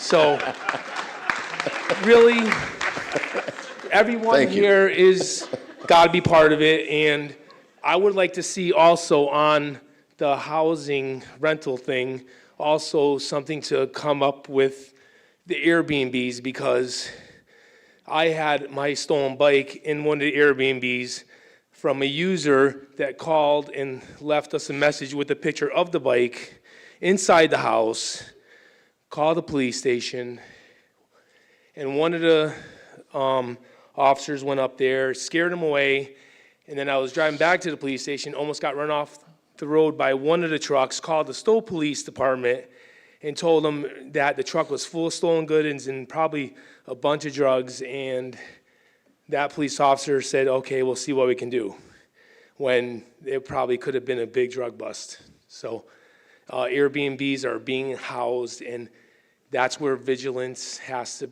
be watched by everyone. Thank you. I just want to say, before Heather, thank you, Hank, for all that you do. He's got a direct line, and we love it. But to that end, we ask you, see something, say something, but that does not mean that you're required to. We don't want you to put yourself in a position that's going to jeopardize your safety or make you feel uncomfortable. That is not what we're asking of you. Do what you feel you can do, and we will be much appreciative of it. I just need to say that, okay? Heather, you're up. Thank you. I guess I can't see through my reading glasses. First, like to say that I'm glad I followed after Hank, because there's a lot that has happened in the last 6 months that's going well here. And I know that there's a lot that's frustrating about that. I'm thinking about it in terms of like a pyramid, and we're really focused on that pyramid at the top of those really frustrating people that are causing a lot of harm in our community, and we're rightly so focused on them. And at the same time, there's a lot that's going on in that lower part of the pyramid that you are all part of, that the folks on the panel are all part of, that we're doing really right, and that we've gotten right. And some of that is reducing the court backlog, that Aliena is personally responsible for, that the judge is personally responsible for, and that is lending credibility to our system. So what Todd talked about with offenders coming up and saying, like, what's changed? That's partly all of you responding and talking about it, business owners and community members. It's also our system saying, we are responding quickly. And that really matters, right? When you have a parent that responds quickly, as opposed to, like Aliena said, waiting weeks and weeks, that is what matters. So there's a lot, actually, since August, that's gone right. So I just want to like focus on that as well, that there's still a lot of tweaking that needs to happen, and there's some improvements that have been made by everybody in this room working really hard on this problem. So let me just introduce myself really quickly. I'm Heather Hobart. I'm the Executive Director of Lamoille Restorative Center. There is a restorative justice organization here in our county, and I'm lucky enough to run it. We've been around for 4 decades, and over the last couple weeks, I've talked to a lot of community members from Morristown, and some of you are in the room here. And what I've heard to a person is that each and every one of you want an individualized response to make sure that this community is safer. And you want to make sure that victims are heard and that people are responded to and met with accountability. And that is a really fair request to make. And I think that the tools are here for us to be able to do that. So a lot of you know us by our old name, which is court diversion. So some of you have had kids, or you might yourselves have been through court diversion because we've been around for 4 decades now. Last year we served 388 people. We have a 90% success rate with kids and an 82% success rate with adults. We served 71 victims of crime, and we collected restitution. If we don't get restitution from people, we send them back to court. So we're in the courthouse multiple times a week. We're making calls to people. We are working with victims. We're in our office. We're holding people actively accountable, and we're making sure that victims' needs are met. We're also really working hard on mental health and substance use treatment, which is the other part of what we've talked about here. So we're doing both of those things in our office all week long, every week. And we have a system that works really, really well and has been working well for a long time. And it integrates our prosecutor, our judge, victim services, treatment and recovery, and lots of other providers, many of which are in the room here. The 3 things that I think we need more of, and our community needs more of, as we see it, is we serve those nearly 400 people with less than 3 staff, which is a joke, to be honest with you. It's a really hard thing for us to do, and we're doing the best we can with it, and we'll continue to, but we need more people. We need more treatment in our community.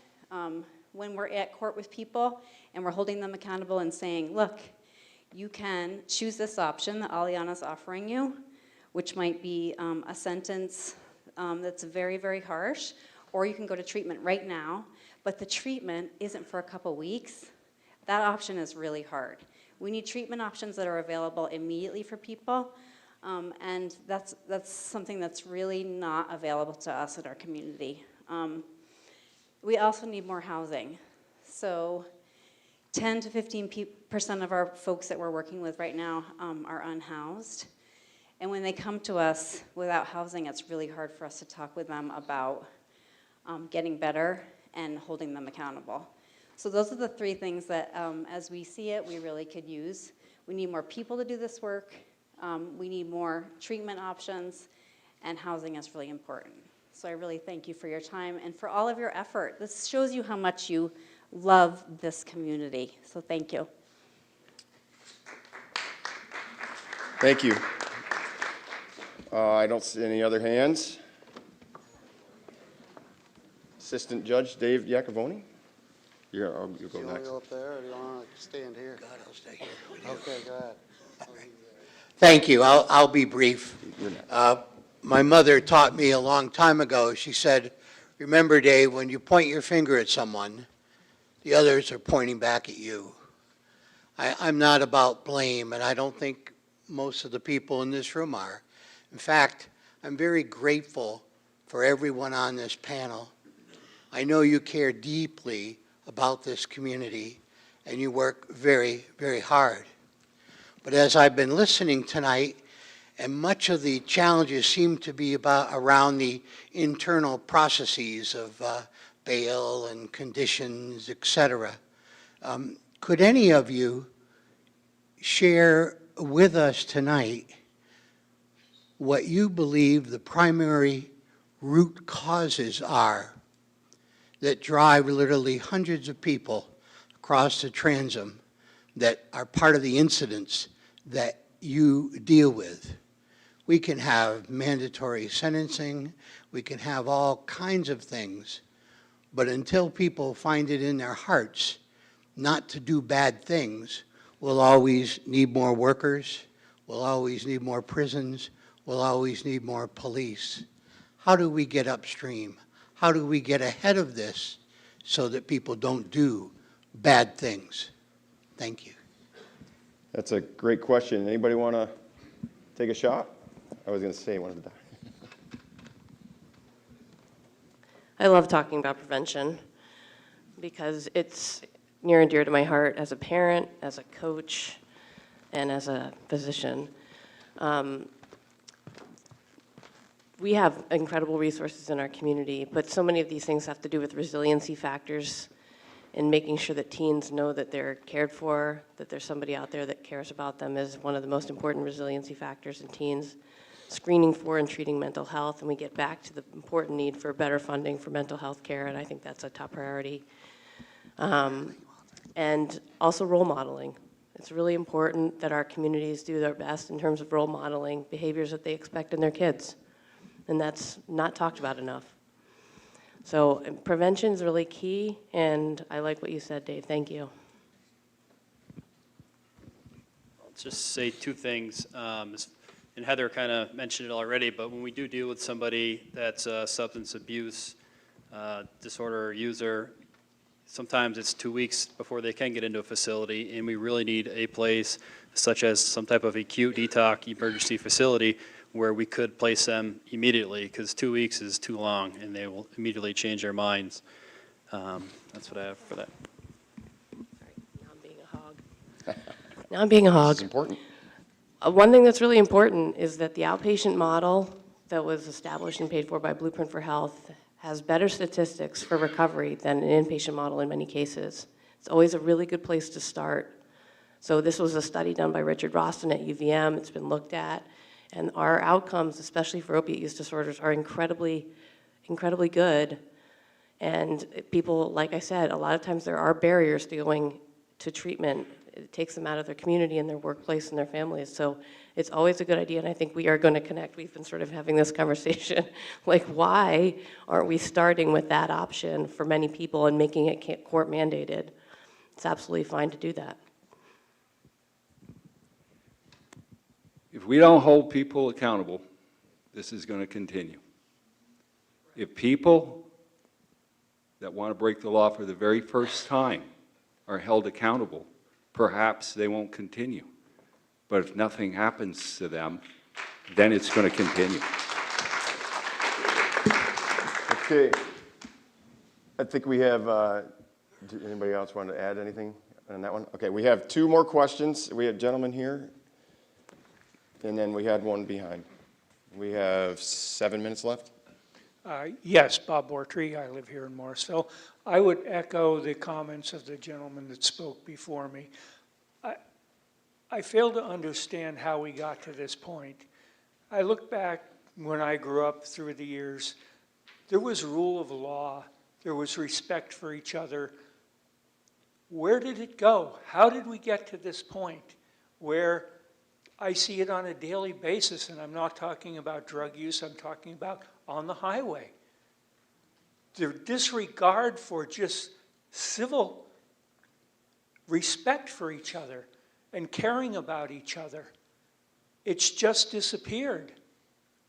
And I can think back even 4 years ago, I don't remember our community being like this. And I fail to think that it's a few bad apples that are causing this problem. I think it's a systemic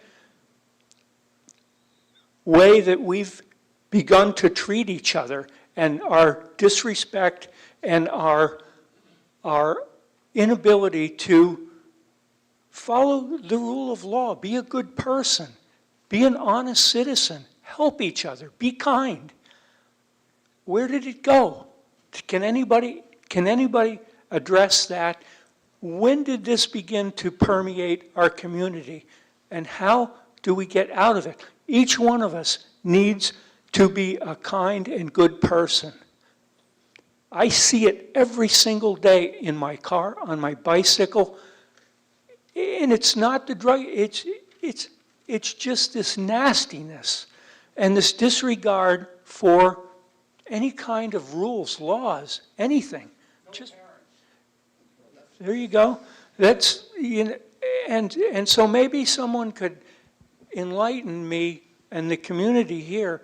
When did this begin, and what is your feeling as to how we got there? Thank you.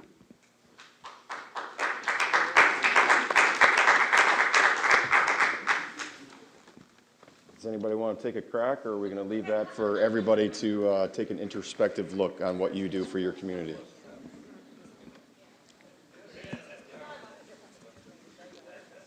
Thank you. David Heller, Morrisville resident. I'd like to start off by saying thank you all for putting this together. It's obvious that I'm echoing some other people's sentiments, and that we're all here because of a love of our community. And I do appreciate the fact that a diverse group of people have come together to express that love for community and try and do something in a team effort, because that's what it's going to take, all of us with a team effort to solve some very challenging problems. Certainly, the problem is the quality of life, and in my short lifetime, I've seen a huge degrade or lack of quality from when I was a kid to the time that I became a parent and trying to raise kids in this community. So it's important, and I'm probably going to echo Dave Iacovoni's sentiment about the source of some of our problem here. It's a matter of the heart, and I have read that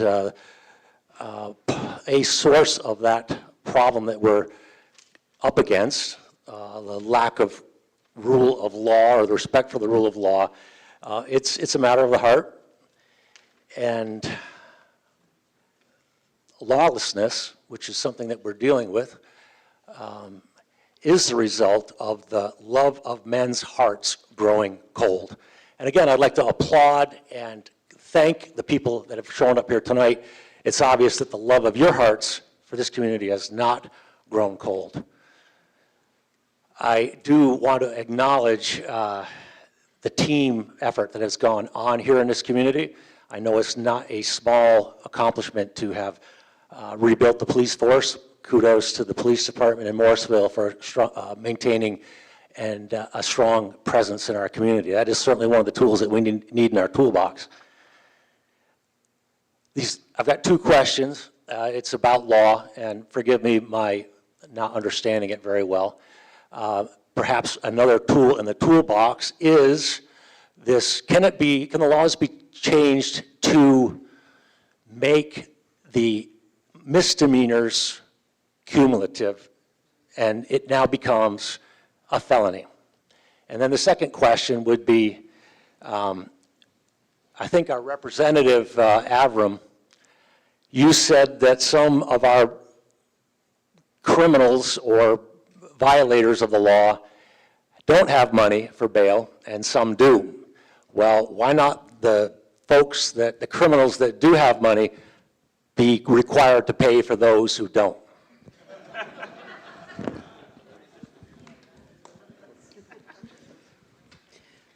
The answer to your question, the first part of your question is, that's exactly the conversation that's going on in the two judiciary committees right now. And it's the time for people like yourselves to write people on the Judiciary Committee and push those issues along to make sure they get acted upon. Representative Pat? Yeah, thank you. I think this discussion, and what I want to repeat something I said at the very beginning.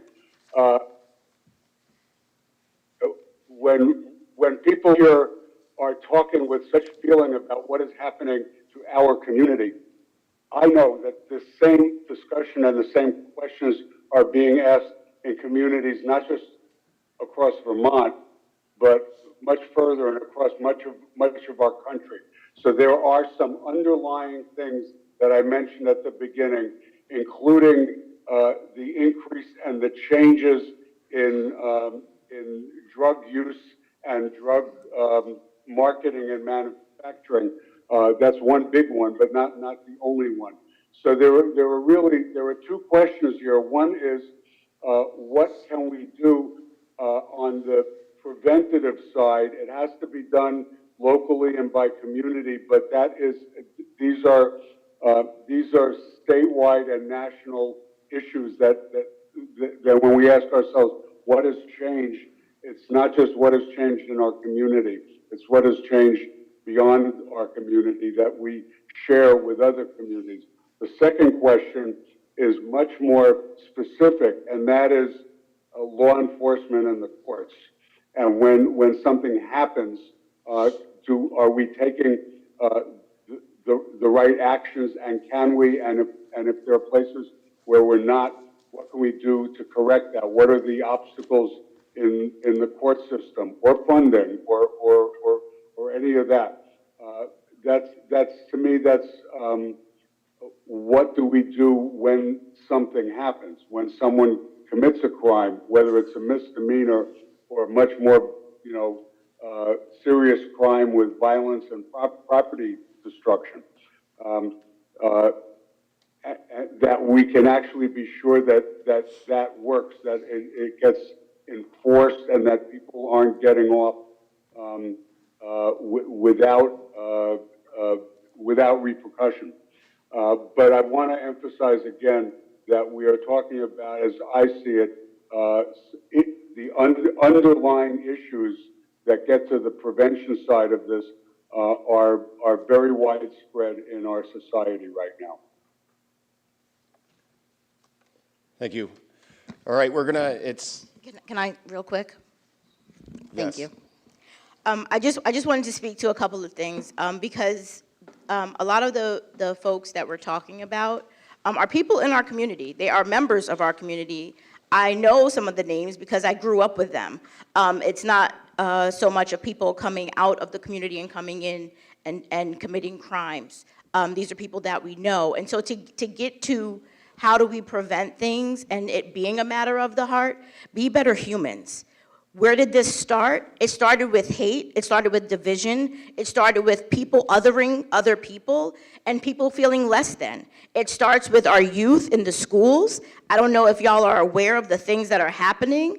And then those children grow up to be adults that perpetuate the same behaviors. So where does it start? It starts at home. It starts with being a good human, and it starts with just trying to make sure people are being better people, starting with yourself and in your home. And I heard someone say something about parents. Parents have to be okay so that the children can be okay, and the children have to be okay so that the parents are okay, because if everybody's struggling, nobody's okay, and that's how we keep getting in these cycles of problems. So it's up to all of us to just be better humans and take care of our neighbors and take care of each other so that we can have a better and safer community. Thank you. And with that, we're going to close this down. Our discussion tonight was focused and refined for a purpose. We need to do the best that we can as a community to bring our concerns forward to the people, and I think we all know who they are now. And there's no quizzes, but I think we know what we need to do. Please participate. Participate. And I can't say it better, is be a good human. All right, do your part and have the will to do your best. And really appreciate you coming out here. Thank you to the panel for taking your time, each and every one of you. It means a lot to us. We are available. Thank you for pointing out that we are busy, but we will do the best we can to hear what you have to say and act on that. So I'm very fortunate, personal note, to be here in Morristown now working with you, and I appreciate everything about this community, and I bet that's the sentiments of everybody here. So everybody, thank you very much, and I think it's a success.